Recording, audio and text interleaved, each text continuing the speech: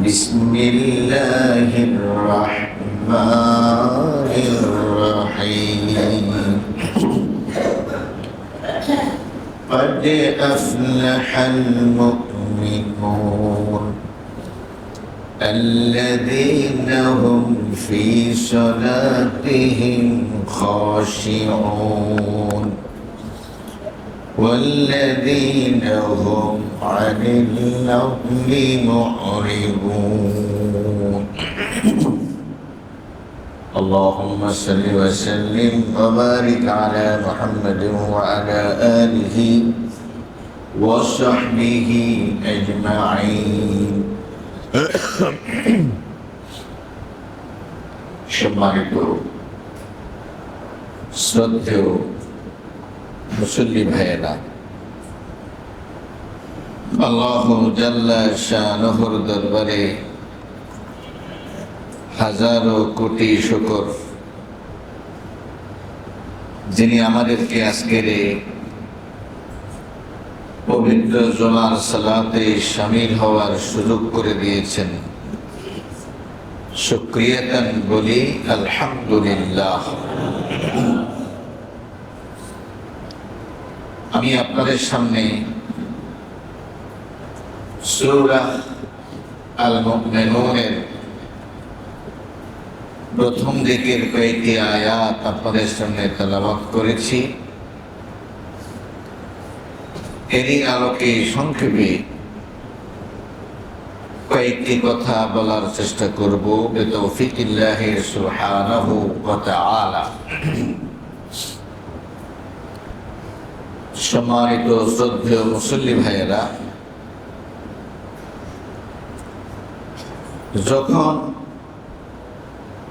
মক্কার মাঝামাঝি সময়ে মক্কি জীবনের গরিব অসহায় লোকেরা ইসলাম গ্রহণ করতে লাগলো, এদের সংখ্যাই ছিল বেশি। ধনী যেই কয়েকজন সাহাবী ইসলাম গ্রহণ করেছেন, তারাও আল্লাহর পথে দান করতে করতে নিজেরাও নিঃস্ব হয়ে যাচ্ছেন। অত্যাচার নির্যাতন দিন দিন বেড়েই চলছিল। তাদের অসহায়ত্ব দিন দিন বেড়ে চলছিল। অনিশ্চিত যেন গন্তব্যের দিকে তারা ছুটছেন। এরকম একটি মুহূর্তে আল্লাহ তাআলা জানালেন যে কদ আফলাহাল মুমিনুন, মুমিনরাই সফল। তার মানে বিশ্বনবী সাল্লাল্লাহু আলাইহি ওয়াসাল্লামের সাথীরা তাদের দীনতা হীনতা, তাদের গরিবি মিসকিনি অসহায়ত্ব যতই হোক না কেন, মূলত সফল কাম তারাই হয়েছে। হ্যাঁ, সুবহানাল্লাহিল আযীম বিহামদিহি। বিত্ত বৈভব, টাকা পয়সা, বাড়ি গাড়ি, সুনাম সুখ্যাতি, এটা আজ আছে কাল নাই। আর ইসলামের বিবেচনায় সফলতা হলো দুনিয়া এবং আখিরাত দুইটা মিলে একটা প্যাকেজ। দুইটা মিলে একটা প্যাকেজ। আপনি দুনিয়াতে অনেক কিছু করলেন, কিন্তু পরকালে কি পাইলেন এই হিসাবটা আপনি করলেন না। ইসলামের বিবেচনায় পরকাল বাদ দিয়ে আপনি যত বেশি দুনিয়া পান, আপনি কিছুই পেলেন না। পক্ষান্তরে দুনিয়াতে আপনি যত কষ্টই করেন না কেন, আপনি যদি আখিরাতের সফলতা পান, তাহলে আপনি সবটাই পেয়েছেন। সবটাই কোন কোন বর্ণনায় আসছে ধনীও জান্নাতি, গরিবও জান্নাতি, কিন্তু গরিব ধনীর 500 বছর আগে জান্নাতে যাবে। তাহলে একজন লোক দুনিয়াতে গরিবের উপরে বড় লোকগিরি করছে কত বছর, তাই না? কয়েকদিন আপনি বড় লোকগিরি করছেন, আর সেই লোকটা জান্নাতে যাবে 500 বছর আগে। তো দুনিয়ার বড় লোকগিরি আর আখিরাতের বড় লোকগিরির মধ্যে পার্থক্য আছে নাকি নেই? আছে। সুবহানাল্লাহি আযীম ওয়া বিহামদিহি। সেই জন্য বলা হয়েছে সফল কাম মুমিনরা, সফল কাম মুমিনরা। আল্লাহ তাআলা আমাদেরকে ঈমানের গুণে গুণান্বিত হওয়ার তৌফিক দান করুন। সম্মানিত ভাইরা আমার, ওমর রাদিয়াল্লাহু তাআলা আনহু বলতেছেন, এই আয়াতগুলো যখন নাজিল হয়, সূরা আল মুমিনুনের প্রথম 11 আয়াত, আমি তখন নবীজির সামনে ছিলাম। ওহীর বিশেষ অবস্থা চলে যাওয়ার পর আল্লাহ রাসূল সাল্লাল্লাহু আলাইহি ওয়াসাল্লাম পড়লেন, আল্লাহুম্মা জিদনা ওয়ালা তানকুসনা ওয়া আকরিমনা ওয়ালা তুহিননা, যেটা আমরা খুতবার মধ্যে পড়ি, আল্লাহুম্মা জিদনা ওয়ালা তানকুসনা, আয় আল্লাহ আপনি আমাদেরকে আরো বাড়াই দেন, কমাই দিয়েন না। ওয়া আকরিমনা ওয়ালা তুহিননা, আমাদেরকে সম্মানিত করুন, অপমানিত করুন না। ওয়া আ'তিনা ওয়ালা তাহরিমনা, আমাদেরকে দিন, আমাদেরকে বঞ্চিত করিলেন না। ওয়া আতিরনা ওয়ালা তুসির আলাইনা, এবং আমাদেরকে অগ্রাধিকার দিন, আমাদের উপরে অন্যদেরকে অগ্রাধিকার দিয়েন না। ওয়া আরদিনা ওয়ারদা আন্না, আমাদের উপরে আপনি রাজি হয়ে যান, সন্তুষ্ট হয়ে যান, আবার আমাদেরকেও আপনার উপরে সন্তুষ্ট করে দেন। আল্লাহ নবী সাল্লাল্লাহু আলাইহি ওয়াসাল্লাম বলছেন, আমার সামনে এখন এই আয়াতগুলো নাজিল হয়েছে, এই বিষয়গুলো যারা আমল করতে পারবে পুরোপুরি, এরা সোজা আল্লাহ তাআলার জান্নাতে চলে যাবে। সোজা আল্লাহ তাআলার জান্নাতে। আমার প্রিয় ভাইরা, এই গুণগুলো কি, এটাই আজকে আমাদের আলোচনার বিষয়। আল্লাহ বলছেন সফল কাম মুমিনরা। মুমিন কারা? আল্লাহ তাআলা এখানে কয়েকটা গুণের কথা উল্লেখ করেছেন। এই গুণে গুণান্বিত মুমিনরা সফল কাম। 1 নম্বর গুণ হলো আল্লাযীনা হুম ফি সালাতিহিম খাশিউন, তারা তাদের সালাতের মধ্যে বিনয়ী। মানে তারা সালাত আদায়কারী এরকম না, সালাত তো আদায় করবি,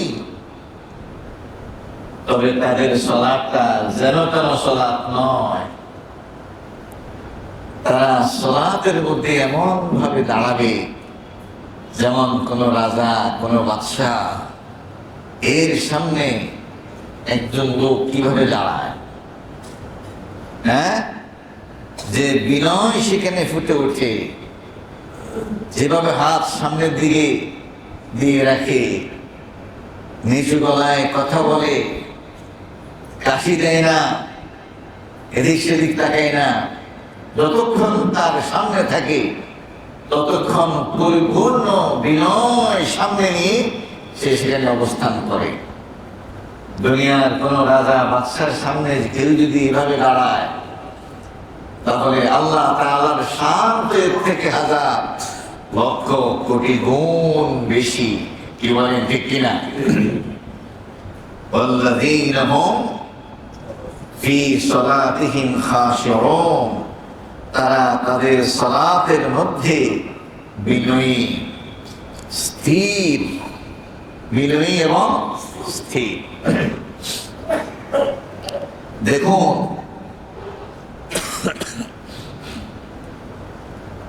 একজন লোক সালাতের কতটুকু অংশ পাবে? আল্লাহ বলছেন আকিমিস সালাতা লিযিকরি, সালাত কায়েম করো আমার জিকির করার জন্য। আমার জিকির, জিকির মানে কি? স্মরণ করা, মনে করা। স্মরণ করা, মনে করা।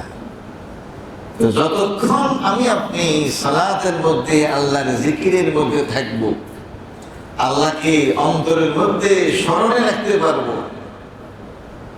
ততক্ষণ অংশ, ততটুকু অংশই আমি পাবো।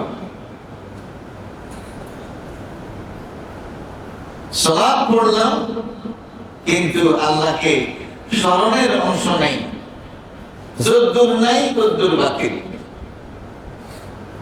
যদ্দুর নাই তদ্দুর বাতিল। আকিমিস সালাতা লিযিকরি, সালাত প্রতিষ্ঠা করো আমাকে স্মরণ করার জন্য। তাহলে খুশু খুজুর সাথে যে সালাত আদায় করা হয়, সেই সালাতটাই হলো আল্লাহ তাআলার কাছে গ্রহণযোগ্য। আর মুমিন ওইভাবেই নামাজটা পড়বে। খুশু খুজুর সাথে নামাজ পড়ার জন্য আগে পরেও কিছু কাজ আছে, আগে পরেও কিছু কি আছে? কাজ আছে। যেমন ধরেন হাদিসের মধ্যে আসছে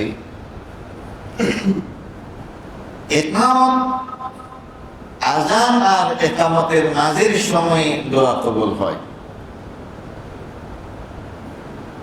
আযানের পরে ইকামতের আগে কি হয়?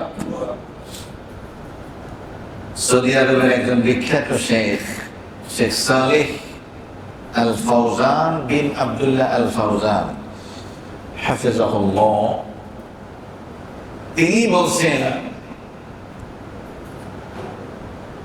আযানের পরে ইকামতের আগে কোরআন তেলাওয়াত না করা উচিত। উনি বলতেছেন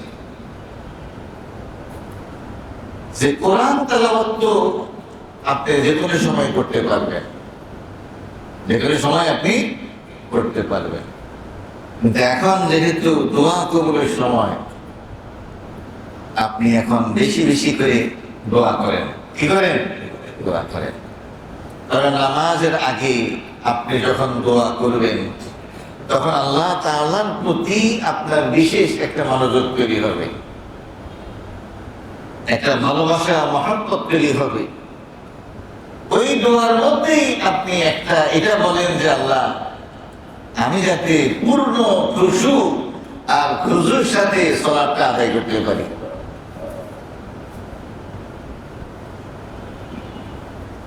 সালাতে যখন দাঁড়াবেন, চেষ্টা করবেন আল্লাহু আকবার থেকে নিয়ে আসসালামু আলাইকুম পর্যন্ত যা কিছু পড়েন সবটার অর্থ জানার চেষ্টা করেন। তাহলে সালাতের মধ্যে মনোযোগ এদিক সেদিক কম যাবে। হাদিসের মধ্যে আসছে বান্দা যখন সিজদার মধ্যে থাকে তখন আল্লাহর সবচেয়ে কাছে থাকে। আল্লাহ তখন সবচেয়ে কি থাকে? তো 3 বার সুবহান রাব্বিয়াল আলা পড়ার পর যদি আপনি সময় পান, তাহলে সিজদার মধ্যে আপনি দোয়া করেন। সিজদার মধ্যে আপনি কি করেন? সিজদায় দোয়া করার জন্য যেটা আপনি চান ওই উপযোগী অনেক দোয়া হাদিসের মধ্যে আছে, আপনি এগুলা মুখস্থ করেন। আপনার ইলম দরকার, রব্বি জিদনি ইলমা। আপনার পিতামাতা অসুস্থ, তাদের প্রতি আল্লাহ রহমত দরকার, রব্বির হামহুমা কামা রব্বায়ানি সগীরা। আপনার নেককার সন্তান আপনি চান, রব্বি হাবলি মিনাস সালিহিন। আপনি নিঃসন্তান, আপনি আল্লাহকে বলেন, রব্বি লা তাযারনি ফারদাও ওয়া আনতা খায়রুল ওয়ারিসিন। হ্যাঁ, এক একটা সিজদায় এক একটা দোয়া করার আপনি চেষ্টা করেন। বিশেষ করে গুনাহ মাফের জন্য আল্লাহর কাছে প্রার্থনা করেন, আল্লাহুম্মা ইন্নী আসআলুকাল আফওয়া ওয়াল আফিয়াতা ফিদ দুনিয়া ওয়াল আখিরাহ। এইভাবে যখন এক একটা সিজদায় এক একটা দোয়া আপনি করবেন, তখন কিন্তু নামাজের মধ্যে আপনার কনসেন্ট্রেশন থাকবে, মনোযোগ এদিক সেদিক কম যাবে। কথা বুঝে আসছে? এরপরে হাদিসের মধ্যে আসছে নামাজের শেষে দোয়া কবুল হয়। নামাজের শেষে, এটা দুইটা ব্যাখ্যা। একটা হলো সালাম ফিরানোর আগে, আরেকটা হলো সালাম ফিরানোর পরে। তো সালাম ফিরানোর আগে তো লম্বা সময় পাওয়া যায়। আপনি তাহিয়া পড়লেন, আপনি দুরূদ শরীফ পড়লেন, আপনি দোয়ায়ে মাসুরা পড়লেন। এখন যদি আপনার দোয়া জানা থাকে, অনেক দোয়াই কিন্তু আপনি করতে পারবেন, পারবেন না? অনেক দোয়া আপনি করতে পারবেন। অথবা সালাম ফেরানোর আগে না করতে পারলে সালাম ফেরানোর পরে আপনি দোয়া করবেন। এইভাবে আল্লাহ তাআলার সাথে ভালোবাসার সম্পর্ক, মহব্বতের সম্পর্ক এবং ভয়ের সম্পর্ক তৈরি করা উচিত। ইমাম ইবনুল কাইয়িম আল জাওজিয়া বলছেন, অনেকে রাজদরবারে যায়, কিন্তু রাজার সাথে দেখা না করে চলে আসে, অথচ রাজা অপেক্ষায় আছে এই লোকটা আমার সাথে দেখা করতে আসবে। হ্যাঁ, উনি বলছেন এটা হলো ওই সমস্ত নামাজি, নামাজে দাঁড়ানোর অর্থ হলো তারা রাজদরবারে আসছে। রাজা কি? আল্লাহ। এখন তার তো উচিত রাজার সাথে দেখা করা এবং রাজার কাছে নিজের প্রয়োজনের কথাগুলো বলা। কি এখন সে সেখানে গেছে, রাজা লাগে দেখা না কইরা রাজদরবারের এগুলো সেগুলো দেখে বেরিয়ে চলে গেছে। আল্লাহ আমাদেরকে হেফাজত করুন, সুন্দরভাবে নামাজগুলো পড়ার তৌফিক দান করুন। ওয়াল্লাযীনা হুম ফী সালাতিহিম খাশিউন। মুমিনরা তাদের সালাতের মধ্যে কি হবে? অনর্থক নড়াচড়া করবে না, বেহুদা নড়াচড়া করবে না, দৃষ্টি অবনত থাকবে, ডানে বামে তাকাবে না, উপরের দিকে তাকাবে না, আওয়াজকে যত সম্ভব ছোট করার চেষ্টা করবে, নিচু করার চেষ্টা করবে, পারলে আওয়াজ না দেওয়ার চেষ্টা করবে। অনেকে তো নামাজের মধ্যেই অনেক জোরে জোরে কাশি দেয়, এগুলো কিন্তু ঠিক না। খেয়াল রাখবেন, নামাজের মধ্যে এমন কোনো আচরণ করবেন না যে দূর থেকে মানুষ সন্দেহ করবে এই লোকটা কি নামাজে আছে নাকি নেই। এরকম হয় নাকি হয় না? অনেকে নামাজের মধ্যে থেকে মোবাইল দেখে, হ্যাঁ মোবাইল আছে, আবার হাত নামে আছে না এরকম। এরপরে টুপি টুপি উঠেই আঘাত বলে নামাজের মধ্যে, হ্যাঁ। এরপর টাকা, হ্যাঁ টাকা আছে দেখে আবার ইয়ে করে, গাড়ি নিয়ে খেলাধুলা করে, আছে না? রাসূল সাল্লাল্লাহু আলাইহি ওয়াসাল্লামের সামনে এক লোক গাড়ি নিয়ে খেলাধুলা করতেছেন। নবীজি বলতেছেন, তার অন্তরের মধ্যে যদি আল্লাহর ভয় থাকতো তাহলে তার অঙ্গ প্রত্যঙ্গের মধ্যে সেটার প্রভাব পড়তো। কি বলেন ঠিক কিনা? এই জন্য মুমিন শুধু নামাজ পড়বে না, বিনয়ের সাথে নামাজ আদায় করবে। কিসের সাথে? বিনয়ের সাথে নামাজ আদায় করবে। আল্লাহ তাআলা আমাদেরকে এইভাবে সালাত আদায় করার তৌফিক দান করুন। ও ভাই, আল্লাহ তাআলা বলছেন ওয়াসজুদ ওয়াকতারিব, ও বান্দা সিজদা করো আর আল্লাহর কাছে যাও। সিজদা করো, আল্লাহর কাছে যাও। প্রতিটা সিজদা আমাকে আপনাকে আল্লাহর নিকটবর্তী করে দেবে। আজকে 30 বছর পর্যন্ত নামাজ পড়ি, প্রতিদিন 5 ওয়াক্ত নামাজ পড়লাম, হ্যাঁ 17 রাকাত ফরজ নামাজ। কত রাকাত? শুধু ফরজ নামাজেই কতগুলো সিজদা দিলাম। এরপরে সুন্নতে মুআক্কাদা আছে, তারাবির নামাজ আছে, আওয়াবিন আছে, ইশরাক আছে, তাহাজ্জুদ আছে, আছে না? কত সিজদা দিলাম, কিন্তু আল্লাহর প্রতি কি আমাদের মহব্বত তৈরি হয়েছে? প্রতিটা সিজদা আমাকে যাতে আল্লাহ তাআলা নিকটবর্তী করে দেয়, এই চিন্তা নিয়েই সিজদাগুলো করা উচিত।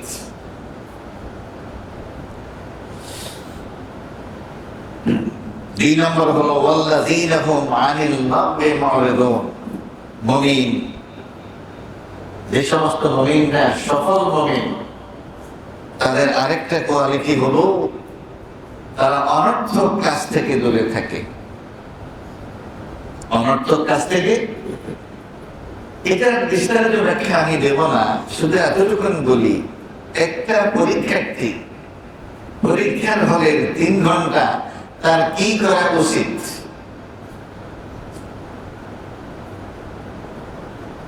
এই 3 ঘন্টা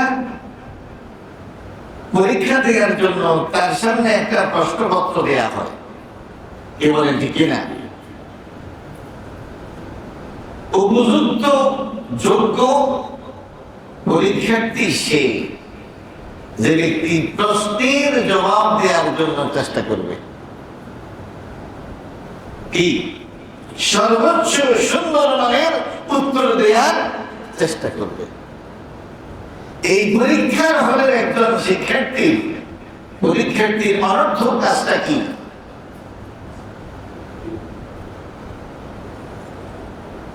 মানে প্রশ্নের সাথে জবাবের সাথে সামঞ্জস্য নাই এমন কাজ করা। প্রশ্নের সাথে জবাবের সাথে সম্পর্ক নাই এমন কাজটাই হলো অনর্থক কাজ করা। পাশের বন্ধুর সাথে কথা বলা কি অনর্থক? খাতার মধ্যে ফুল আঁকা, কবিতা লেখা, কি প্রয়োজনে একটু ঘুমাই নেয়া, এগুলো কি তার কাজের মধ্যে পড়ে? কাজের মধ্যে পড়ে না। ও ভাই, দুনিয়ার জীবনটাও তো আল্লাহ তাআলা পরীক্ষার নিমিত্তে আমাদেরকে পাঠিয়েছেন। সেই কাজগুলোই আমাদের করা উচিত, যে কাজগুলো আমাদের দুনিয়ার জীবনে উপকার দেবে অথবা আখিরাতের জীবনে উপকার দেবে। না দুনিয়ার জীবনে উপকার, না আখিরাতের জীবনের উপকার, এটাই হলো অনর্থক কাজ। মুমিন অনর্থক বেহুদা কাজ করবে না। মুমিন যদি খেলাধুলা করে, ব্যায়াম করে, সেটাও কিন্তু খেলার জন্য খেলবে না, সুস্বাস্থ্যের জন্য খেলাধুলা করবে। আল্লাহ রাসূল সাল্লাল্লাহু আলাইহি ওয়াসাল্লাম বলেছেন, আল মুমিনুল কারীম খায়রুন ওয়া আহাব্বু ইলাল্লাহ মিনাল মুমিনিদ দাঈফ। যেই মুমিন শক্তিশালী, শারীরিকভাবে যেই মুমিনের ফিটনেস আছে, এই মুমিন আল্লাহর কাছে প্রিয় এবং উত্তম ওই মুমিনের চাইতে যেই মুমিন দুর্বল, যেই মুমিন দুর্বল। সুতরাং আপনি যদি ব্যায়াম করেন, আপনি যদি খেলাধুলা করেন, আপনি যদি কম্পিউটারের এগুলো শিখেন, হ্যাঁ, সেটা যদি হয় দ্বীনের স্বার্থে, সুস্বাস্থ্যের স্বার্থে, তাহলে কিন্তু এটা কিন্তু অনর্থক কাজ হবে না। কথা কি বুঝে আসছে? আপনি বসে বসে লুডু খেললেন, লুডু খেললে কার উপকার হয়? ক্যারাম বোর্ড খেললেন, এটা কার উপকার হয়? প্রায় 70 বছরের এক বুড়া হাফেজে কোরআন বিকেল বেলায় ক্যারাম বোর্ড খেলতেছে। আমাকে দেখে বললে যে টাইম পাস করতেছি। কি বলতেছে? আল্লাহ তাআলা আপনাকে সময় দিয়েছে টাইম পাস করার জন্য।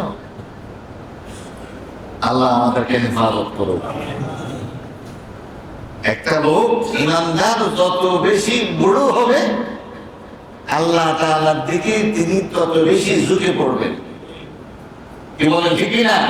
বয়স বাড়তেছে আর শয়তানি বাড়তেছে, বয়স বাড়তেছে আর বান্দামি বাড়তেছে, বয়স বাড়তেছে আর আল্লাহ দিয়ে মূল্যবান সময় নষ্ট করে বাড়তেছে। এটা কিন্তু লক্ষণ ভালো না।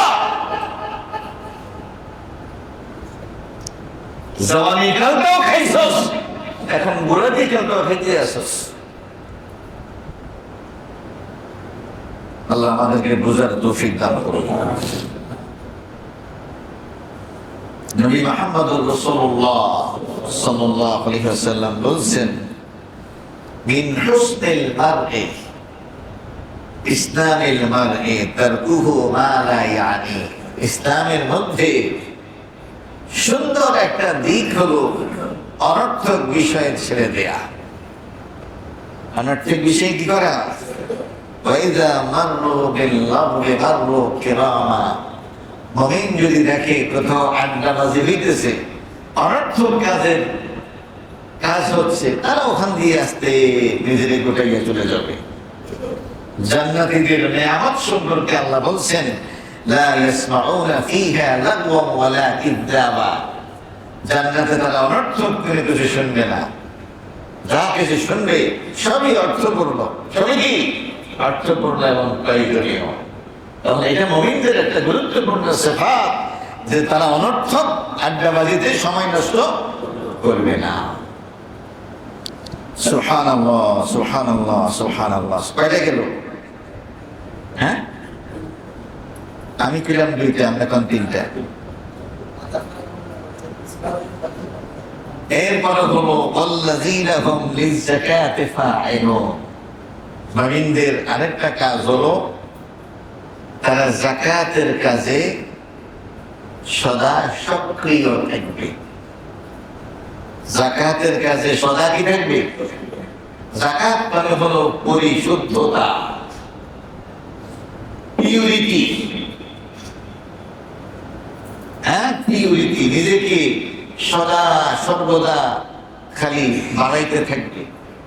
হ্যাঁ, নিজের ইনকামের পরিশুদ্ধতা, খরচের পরিশুদ্ধতা, বিশ্বাসের পরিশুদ্ধতা, নামাজের সৌন্দর্য,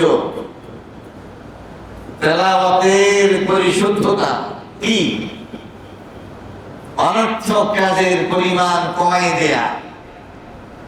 30 বছর পর্যন্ত দাঁড়িয়ে রাখছেন হোমিওপ্যাথিকের মতো, ছোট্ট ছোট্ট ওয়ান দিয়ে রাখছেন। এটা আর কত বছর এভাবে চলবে? বয়স বাড়তেছে, আপনার সকল কাজের উন্নতি দরকার আছে নাকি নাই? আছে। 30 বছর পর্যন্ত, 40 বছর পর্যন্ত দাঁড়িয়ে কামাইছেন, দাঁড়িয়েটা ছাড়বেন কবে? এইভাবে তো আপনার মধ্যে পরিবর্তন আসতে হবে। মুমিন তার জীবনের মধ্যে আস্তে আস্তে পরিবর্তন আনবে। আগে 4 রাকাত নামাজ পড়তে সময় লাগতো 4 মিনিট, এখন সময় বাড়তেছে, নামাজে আপনাকে সময় দিতে হবে। সিজদা দিবেন, রুকু করবেন, যেন এক একটা রাকাতেই 5 মিনিট, 3 মিনিট, 2 মিনিট চলে যায়। কথা কি বুঝে আসছে? ফল যত বেশি পাকে তত বেশি ঝুঁকে পড়ে। আম, কাঁঠাল, হ্যাঁ, ঠিক মুমিনদের হায়াত যত বেশি বাড়ে তারা আল্লাহ তাআলার সামনে তত বেশি নতজানু হয়ে যাবে। আগে মসজিদে আসতেন তখন ইকামত দেবে তখন, আর এখন আযানের আগে মসজিদে চলে আসেন। আগে মসজিদ থেকে বাইরে হইতেন আসসালামু আলাইকুমের পরে প্রথম আপনি বাইরে হইতেন। এখন নামাজ শেষ, আধা ঘন্টা হয়ে গেছে, আপনি আল্লাহর কাছে কান্নাকাটি করতেছেন, দোয়া করতেছেন। এটা মুমিনের বৈশিষ্ট্য। তার হায়াত যত বেশি বাড়বে আল্লাহ তাআলার প্রতি তার মহব্বত আর ভালোবাসা তত বেশি বাড়তে থাকবে। আর কুমিন হলো তুলার মতো। কিসের মতো? তুলা। তুলা যত কাঁচা থাকে তত ভারী থাকে, যত বেশি পাকে তত বেশি উড়নচণ্ডী। পাপী মানুষগুলো যত বেশি বুড়া হয় তত বেশি বান্দর হয়, তত বেশি শয়তান হয়। এটা কিন্তু ভালো খাসলত নয়। এই জন্য মুমিনদের বৈশিষ্ট্য হলো তারা সব সময় নিজেদেরকে পরিশুদ্ধ করার দিকে মনোযোগী দেবে। আগে ট্রেনে উঠে যেতেন বিনা টিকিটে, এরকম আছে নাকি নাই? ট্রেনে আবার টিকিট করা লাগে কিনা? টিকিট ধরলে পরেরটা বলে দেখা যাবে। হ্যাঁ, যা করছেন করছেন, এটা এখন আর করা যাবে না। এখন আপনার বয়স বাড়তেছে, এখন আপনার বুঝ বাড়তেছে। এই অপবিত্রতা থেকে আপনাকে এখন পবিত্র হয়ে চলতে হবে। কি বলে ঠিক কিনা? আগে বন্ধুদের সাথে ঘন্টার পর ঘন্টা ক্লাবে সময় দিতেন, কি এখন এটা বন্ধ করতে হবে। এখন ক্লাবে সময় দেওয়ার সময় নয়, এখন ওই সমস্ত বন্ধু নির্বাচন করতে হবে যাদের সাথে বসবেন আর বলবেন, ভাই সূরা ফাতিহা আজ পর্যন্ত ঠিক মতো পড়া হয়নি, আয় জহির ভাইরে ধরি, আমাদের নামাজটা শুদ্ধ করে পড়াইতেন। কি বুঝেন নাই? এখন তো সময় নাই, কবরে যেতে হবে, প্রস্তুতি নিতে হবে। যেই সমস্ত বন্ধুর কারণে আপনার মূল্যবান সময় নষ্ট হয়, এই সমস্ত বন্ধুদের সাথে হাসি মুখে সালাম বিনিময় করে এড়িয়ে চলতে হবে। কথা কি বুঝে আসছে? আল্লাহ তাআলা আমাদেরকে বুঝার তৌফিক দান করুন। والذين هم لفروجهم حافظون। মুমিনরা সফল কাম। মুমিন যারা, তারা তাদের লজ্জাস্থানের হেফাজতকারী। কিসের হেফাজতকারী? লজ্জাস্থানের হেফাজতকারী। পোশাক পরিচ্ছদ এরকম পরবে, শালীন পোশাক পরবে, ভদ্র জনসিত পোশাক পরবে, স্কিন পোশাক পরিহার করবে। কি পোশাক? স্কিন পোশাক। এটাও কিন্তু লজ্জাস্থানের হেফাজতেরই অংশ। দ্রুত বিয়ে করবে, দ্রুত বিয়ে করবে, বিয়ে বহির্ভূত অন্য কোনোভাবে যৌনাচার করবে না। ইল্লা আলা আজওয়াজিহিম আও মা মালাকাত আইমানুহুম ফাইন্নাহুম গায়রু মালুমিন। তারা আবার অবিবাহিতও থাকবে না, বৈরাগী থাকবে না, বিয়ে করবে। বিয়ের মাধ্যমে নিজের চারিত্রিক পরিশুদ্ধতা ধরে রাখবে, অন্য কোনোভাবে যৌনাচার মুমিন করবে না। আল্লাহ তাআলা আমাদেরকে বুঝার তৌফিক দান করুন। ওয়াল্লাযীনা হুম লিআমানাতিহিম ওয়া আহদিহিম রাউন। মুমিন আমানতের ব্যাপারে এবং অঙ্গীকারের ব্যাপারে সংরক্ষণকারী। পারস্পরিক কোন চুক্তি হলে জীবন দিয়ে হলো সেই চুক্তি রক্ষা করবে, অথবা এক পক্ষীয় কাউকে ওয়াদা দিলে, কথা দিলে সেটাও সে পূর্ণ করবে। কথাকে বুঝে আসছে? মুমিন তার দেয়া কথা জীবন দিয়ে রক্ষা করার চেষ্টা করবে। মিথ্যা আশ্বাস কাউকে দেবে না, ধোঁকাবাজি, প্রতারণা, প্রবঞ্চনা, এটা মুমিনের জীবনে এক অপরিচিত জিনিস। ধোঁকা, প্রতারণা, প্রবঞ্চনা এটা হারাম। এটা কি? হারাম। মুমিন এই সমস্ত অসৎ গুণ থেকে দূরে থাকবে। والذين هم على صلواتهم يحافظون। সর্বশেষ গুণ, তারা তাদের সালাতগুলোকে সংরক্ষণ করবে। প্রথমটাও সালাত, শেষটাও। প্রথমটা ছিল সালাতের মধ্যে বিনয়ী, আর এখানে হলো সালাত সামগ্রিকভাবে টোটাল সালাতের ব্যাপারে তারা সংরক্ষণকারী। তার মানে হলো জামাতে সালাত, তার মানে হলো সালাতের সময়। সালাতের অনেকেই নামাজ পড়ে কিন্তু মন মতো নামাজ পড়ে। সফর করার সময় নামাজের কথা খেয়াল থাকে না, এরকম আছে নাকি নাই? এরপরে ঘুমের সময় নামাজের কথা খেয়াল থাকে না, আগে ঘুম। কাজের সময় নামাজের কথা খেয়াল থাকে না, এরকম আছে নাকি নাই? না। সালাতকে আল্লাহ তাআলা ফরজ করেছেন, সেই আল্লাহ আবার সময়কেও ফরজ করেছেন। সালাতকে সময় মতো আদায় করতে হবে।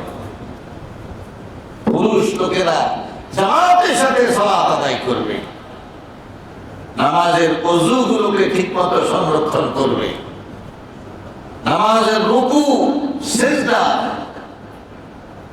ঠিকমতো আদায় করবে। রুকু শেষ হওয়ার আগে সিজদা শুরু করবে না, সিজদা শেষ হওয়ার আগে দাঁড়িয়ে যাবে না। এই প্রত্যেকটা রুকন আলাদা আলাদা ঠিকঠাক মতো পালন করা, তাদেরকে বুঝে আসে। এই সামগ্রিকভাবে সালাতের হেফাজত করবে। শেষে আল্লাহ তাআলা বলতেছেন, উলাইকা হুমুল ওয়ারিসুন, এই গুণগুলো যাদের থাকবে এরাই মুমিন, আর এরাই হলো ওয়ারিস। এরা কি ওয়ারিস? মানে কি? আমার আব্বা যদি মারা যায়, আমি যে আব্বার সম্পদ পাবো কোনো সন্দেহ আছে? হ্যাঁ, বাপের সন্তান বাপের সম্পদ পাবে, কি বলেন ঠিক কিনা? এই গুণগুলোর যারা অধিকারী এরা হলো জান্নাতুল ফেরদাউসের ওয়ারিস। কোনোভাবেই যেরকম ওয়ারিসি সম্পদ হাতছাড়া হয় না, এই গুণগুলোর যারা অধিকারী এরাও কিন্তু জান্নাতুল ফেরদাউস থেকে আলাদা হয়ে অন্য কোথাও যাবে না। উলাইকা হুমুল ওয়ারিসুন আল্লাযীনা ইয়ারিসুনাল ফিরদাউস, তারা ফিরদাউসের ওয়ারিস হবে। হুম ফিহা খালিদুন, সেখানে তারা আজীবন অবস্থান করবে, কখনোই সেখান থেকে তাদেরকে বের হতে হবে না। আসুন ভাইয়েরা, মুমিনদের এই গুণাবলীগুলো আল্লাহ তাআলা সূরাতুল মুমিনের মধ্যে উল্লেখ করেছেন। আমরা এই গুণগুলো নিজেদের মধ্যে অর্জন করার চেষ্টা করি। আল্লাহ তাআলা তৌফিক দান করুন।